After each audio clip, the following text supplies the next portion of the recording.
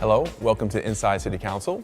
Today we are joined by Councilman Bill Greenlee, Majority Deputy Whip. How are you doing, sir? Very good. Thank you for joining us. Thank you. We've been dealing with an issue for a very long time. Yes. Paid sick leave, earned paid sick leave. Earned paid sick leave. You've been dealing with this for quite some time over several election cycles. Talk to us about how this bill started and where it stands now. Actually, a group came to us who has been advocating for paid sick leave across the country. They first went to then Councilman, now Council President Darrell Clark, and he and I introduced the first bill back, I believe it was 2008, so it's been a while. It sat for a little while we tried to garner support and fine-tune the bill a little bit, and we've made numerous changes over the years. We did pass it one time in 2011 by a very close 9-8 vote. I reintroduced it now as the main sponsor since the Council President has other duties. And we just passed the bill again by a more clear majority. So we think we're on our way to finally having paid sick leave, earned paid sick leave in Philadelphia. Now, if I could take you back a little bit, Sure. The reason why we're here again is because the mayor vetoed it the first time around. Yes. And then in the attempt to try to override the veto, there weren't enough votes. Correct. What's changed in the landscape from that point when you couldn't override a veto till now when you have more votes in the initial passing and now facing another possible veto? What's changed in the climate politically here in council? Well, a few things have happened in City Council. First, there's 6 different members than were there the last time we had a vote. And there's been some change just around the country which would influence us here in Philadelphia, I believe. More cities have passed the law. More cities are pending, including New York City, are right now as we speak, are very close to passing the law. So I think more members are seeing that, and thus there is more evidence that this is a positive for both employees and employers. And I think that's very important, that it is not just a pro-employee bill. It has shown around the country that it actually can save money for businesses, because people, in the long run, if you give them 1 or 2 days off, paid sick days, then they might not lose a whole week, because as you know, oftentimes if you force yourself to come in sick, you wound up being more ill for a longer period of time. The way the votes have broken down, they've been very close, very tight. Obviously, the way City Council is made up, that means that it's bipartisan resistance. What has the resistance been? What have been the detractors? I think the biggest thing is the business community, Chamber of Commerce, and unfortunately also the mayoral administration has fought really hard and said how negative this would be for business, that we would lose businesses, that others would not come into the city. We feel there's no evidence to support that contention, but I understand as council members, either in their district or at large, hearing from businesses, hearing that kind of concern would have legitimate questions, that need to be answered. We think for the most part we've answered them, but I understand that this is the kind of issue that is probably never going to pass 17-0. There's going to be people with differences of opinion, and that's fine. But we're heartened by the fact that the support keeps growing here in City Council, and it keeps growing citywide. More and more people are realizing that it is just a fair, reasonable, healthy thing to do, to give people a few paid sick days a year. There are examples of success around the country. Cities like San Francisco have been able to do it. Can you talk a little bit about that? San Francisco has had this law the longest. They've had it since 2006. And interestingly enough, some of the same concerns were raised by business people back then in San Francisco. They're being raised now and have been raised in Philadelphia. So this is nothing new, and it's natural that the business community would be concerned about another law mandating some action by them. So we get that, but San Francisco has shown that it does not have the negative effect. In fact, there's the Restaurant Association, and if you're familiar with San Francisco, like Philadelphia, it's a big restaurant city. They called the Golden Gate Association, was vehemently against the bill in 2006. Now they have gone on record saying it has had little or no impact on their business. And San Francisco is actually rated the 3rd best city for business in the world by Price Waterhouse. Now, if paid sick leave was such a detriment to business, I don't see how that could happen. And as I said, since then, Seattle, Washington, D.C., the entire state of Connecticut has passed such a law. And the regulations in each one are a little bit different. Ours is, I guess, I would call sort of in the middle. But it's shown that you can establish an earned paid sick day program in cities, and they can work for the betterment of everybody. There was criticism from the opponents of the bill dealing with using San Francisco as an example, saying that San Francisco is in a better economic state to be able to try something like that, as opposed to Philadelphia, who is in hard times economically. What do you say to folks who say that? You know, the critics that say San Francisco is so much better than Philadelphia economically, San Francisco, every city is different. Every city has its pluses and minuses. I think sometimes they fail to point out that San Francisco has some financial burdens for businesses that Philadelphia does not. Their minimum wage is significantly higher. Every worker has to have health care and have had to have it for years. So there's negatives there too, and they have a suburban area too, which would love to take some of those jobs. So where every city is different, and I guess San Francisco is maybe a little bit more white collar and maybe a little bit better economically, I don't think it's nearly as different as they make it out to be, as the critics make it out to be. And I think sometimes one of the things that has concerned me, and again, I understand opposition, but the leaders of the city, the business community, and even some political leaders that have knocked Philadelphia and say, well, we can't do something that other cities have done. And my answer back always is, why not? Why shouldn't we be able to do, we're the 5th largest city in the country. Why can't we do what cities like San Francisco and Seattle have done?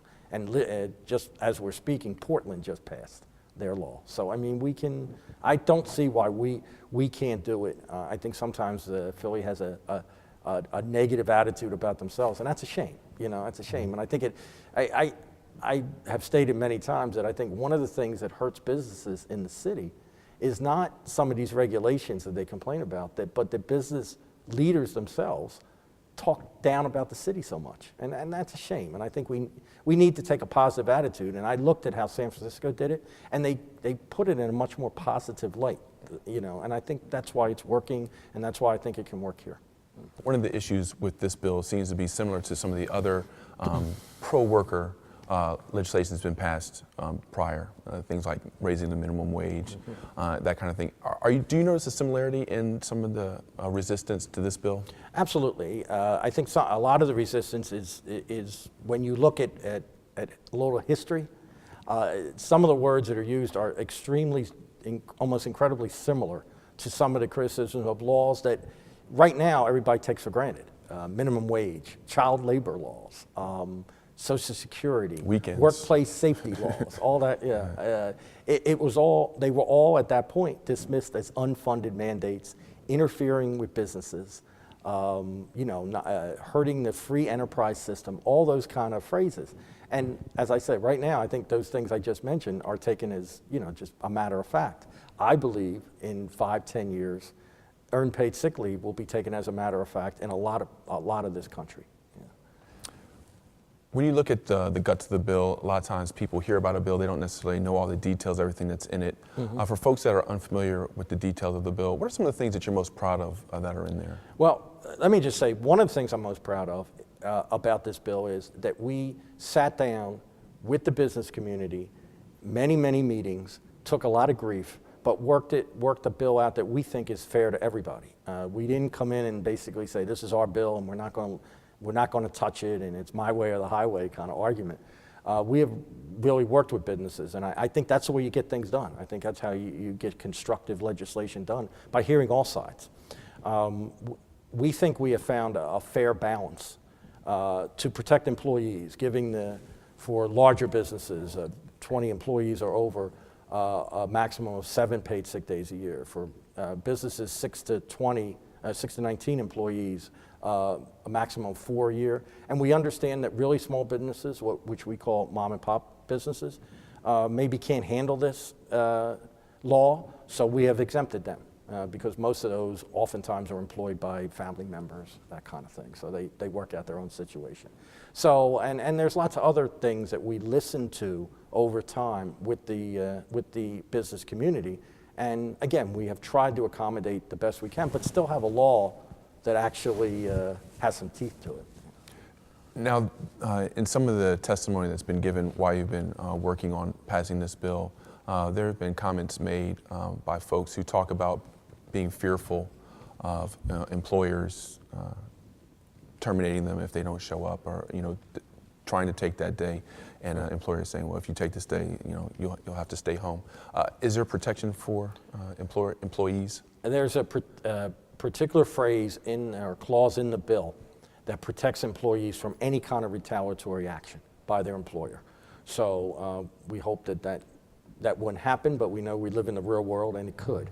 And so any retaliatory action taken for a person taking sick leave, there can be action taken against the employer by the city. And I want to point out that goes both ways, and that's one of the things we worked on. There's also a clause saying that an employer has every right to take action against employee if that employee uses the sick time for reasons other than delineated in the bill. So again, we're trying to reach that balance to be fair to both, but be protective of both.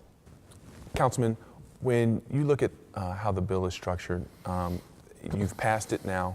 You're still concerned about a possible veto coming from the mayor's office. Can you talk about how that landscape looks for you, and at this point what it would mean if the mayor does veto it and it ends up back in your hands again? What's the process at that point?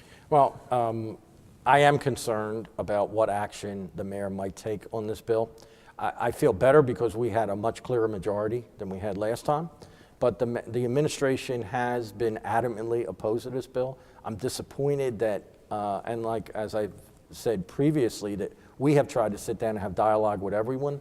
They've not attempted to have any dialogue with me or any other supporters of this bill that I know of.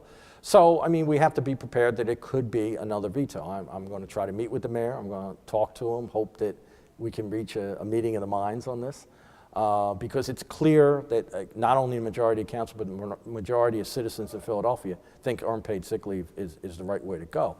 But if not, if he does veto it, it'll come back to city council, and we're prepared to try to override that veto. I'll be sitting down with other members and trying to convince them that we need to move forward. Councilman Wilson Good, I think, has put it very well. If we're going to be a progressive city, the people that we need to take care of the most are the people that need help the most. And that working class group of people go out every day and work. We're not giving them any handouts here. We're just trying to help them be able to maintain their health and maintain their family's health. When you look at possibly trying to change some minds, how does that work just legislatively? Not necessarily specifically what you're going to say to folks, but when you try to come up with strategies to change minds who have voted against you twice in some cases, what are some of the things that you go through and think about when you're trying to reconnect with some of your other council members to change those minds? I think one of the things when we try to convince council members to see our way is first ask them, okay, what are your main concerns? Why do you think this bill will not work for Philadelphia? And sometimes, and I don't mean this critically, maybe they don't totally understand everything that's in there, because the business community and some other critics, I think, have overblown some of the issues in there or misstated even. So I think that's one of the first things, to say, okay, council member such and such, what's your concerns here? Maybe I can answer them. Maybe I can explain why that concern has been addressed in other cities and has not been a concern there and should not be here, that kind of thing. So it's a one-on-one kind of let's talk. And the one good thing about city council, there's only 17 of us here. We all interact with each other. Doesn't mean we always agree, and maybe once in a while we even annoy each other. But I think we have a good relationship. So I'm looking forward to sitting down with everybody. And if that time comes, and I tend to be an optimist. I hope that the mayor might decide to not veto it, or at least let it become law without his signature, and we can move on, because we have a lot of things to do here in City Council. We got a very busy budget season, got a lot of things to do with taxes and schools and crime and a whole lot of other things. And we could put this to rest right now, because again, the clear majority of City Council has spoken. And I hope that the mayor and City Council on this one can have a meeting of the minds, and let's move on to all the other issues we have to deal with in Philadelphia. Talk about the option that the mayor has to allow it to go into law without signing. I think that's one of the things that sometimes people don't realize is an option. Yeah, the mayor kind of has a middle ground. He has three options. One is to sign the bill, which makes it law, and that's the cleanest thing, I guess. He also could veto it, which means he rejects it, sends it back to council, and then council would have to have a 2/3 majority to override the mayor's veto, and it would be then law. The middle ground he has is to kind of show his concern with the bill, but not to totally reject it. And what he would do is send it back to city council without his signature. So he shows concern, but he is not totally rejecting the bill. And he has done that on other occasions. So that is not unprecedented by any stretch of the imagination, you know. And I know that's going to be a difficult, convinced job to do for the mayor on this. I understand, his position too. Again, I repeat, I wish he'd talked to me more on this, but we're hoping that maybe a few of us can convince him that maybe at least letting the bill become law is the prudent thing for everybody. There was a good number of people who came out to voice their opinion. It seems like a good number of folks who showed up were very much in favor of this bill passing.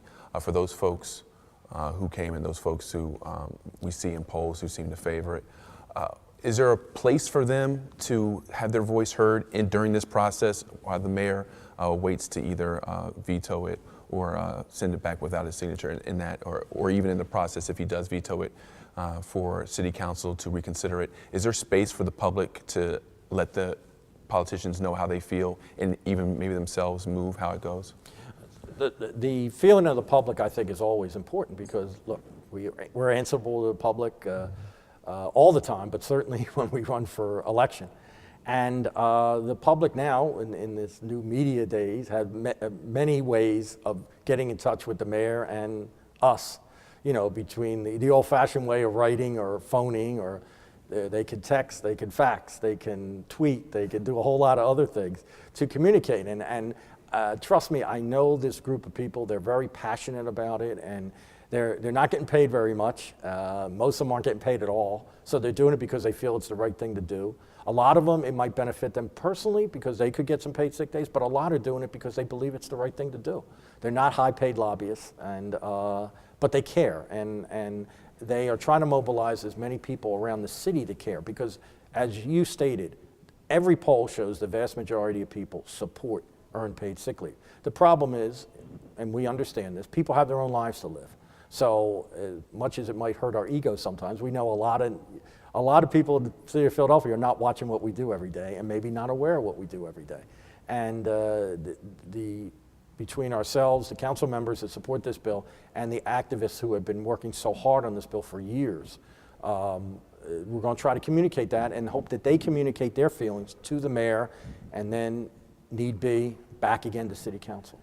Of the people that you've heard from, either in your offices or in open session, have there been any stories that kind of stuck with you? Like, this is one of the things that keeps me going. It's one of the reasons why it's important for me to get this bill through. Over time, I've heard many stories. It's one of them. A lot of them come from restaurant workers, and that's disturbing in a number of ways, which I'll get into. But it's that they feel forced to come in, not just feel. They're told they have to come in to work, or they could risk losing their job.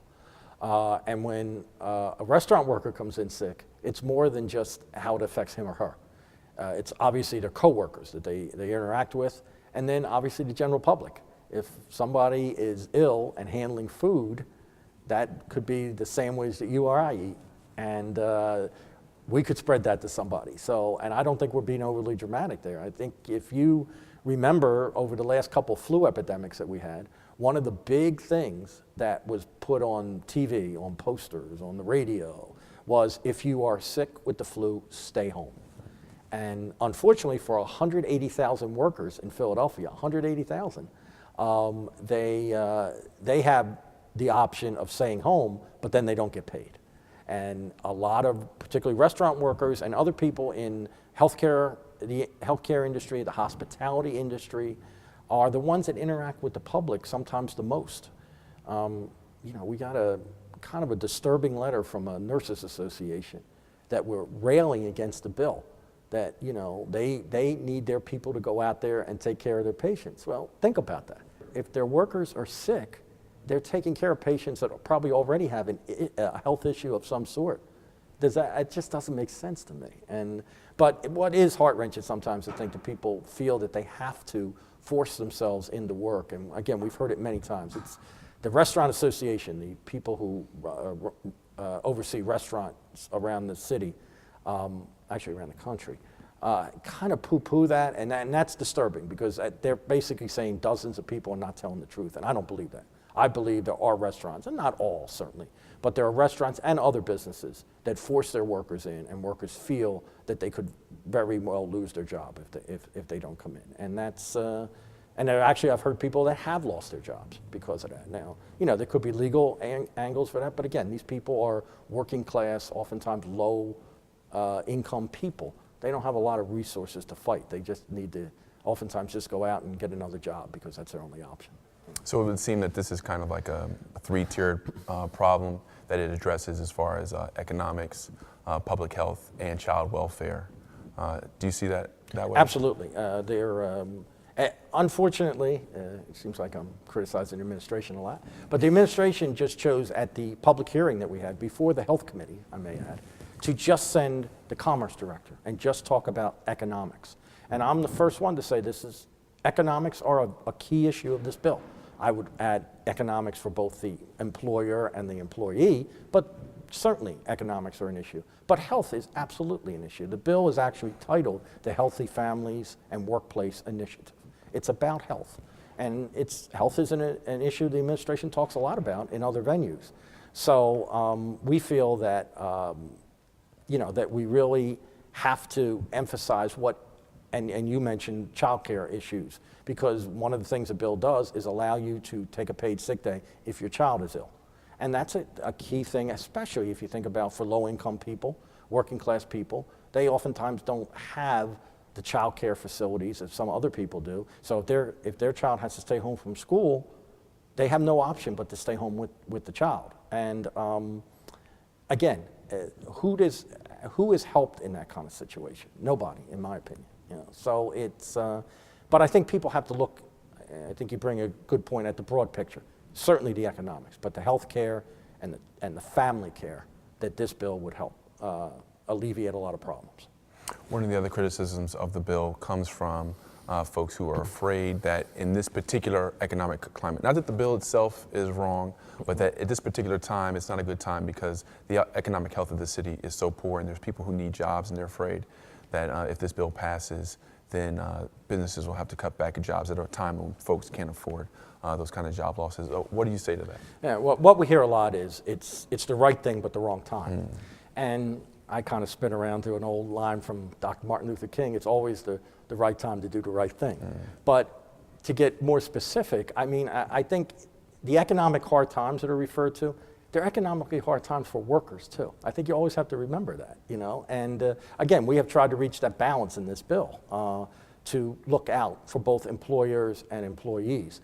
I think sometimes people overemphasize how many days people will take. There's these studies that show, millions of dollars being lost, but that's assuming that every worker will take every single hour that they possibly could take. Every study has shown that people don't do that. People take an average of a few days a year. I think it's 3.4 or something days a year, and that's people who have paid sick days now. So I think it's tough economic times. We understand that, but it's tough economic times for everybody. And again, we have tried to put safeguards and things that will help businesses and protect businesses some more. And we also know that beyond this bill, that there's other things we have to do to try to help businesses. We have to take another look at the use and occupancy tax. We have to take a look at maybe some more incentives for businesses. We understand that, But I don't think that people's health should suffer because of some of these other issues, legitimate issues that businesses raise. The bill is called the Earned Paid Sick Leave. Keyword earned. Absolutely. Earned. How do people earn the sick leave? You earn 1 hour of sick leave for every 40 hours you work. And I think the earned paid sick leave is the first part of it, the earned part, is extremely important to remember. This isn't something that just handed to you. You earn it. You earn it by working a certain amount of hours. And I think, and again, these other cities that have passed this law has shown that if you have to earn it, you don't use it frivolously, because you know you've lost it for no reason, that you just felt like staying home that day and watching TV. You're going to basically treat those like they're important because you've earned them. And so I think we have to keep emphasizing. Oftentimes we lower it to just say paid sick leave or sick leave bill, but I always try to remember to emphasize that earned aspect of it. And the people sometimes are concerned that part-time workers are covered under this. Well, again, if you're part-time, it takes you a longer time to earn the days you're going to get, and I think, again, you're going to use those very judiciously. Councilman, thank you very much for your Thank you. time. We It's appreciate good to be it. here. All Yeah, right, thank you. absolutely. Thank you for tuning in. I'm your host, Al Butler. See you next time on Inside City Council.